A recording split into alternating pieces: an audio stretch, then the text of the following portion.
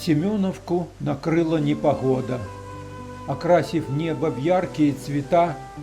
Так может быть в любое время года. Нам открывается такая красота. Пешком с женой по берегу залива, на фоне необъятной красоты, когда туман или слегка дождливо, когда все пляжи начисто пусты. Видеть, как чайки на волнах скучают, бакланы разместились на камнях, и непогода нас не огорчает. Мне нравится в приморских деревнях.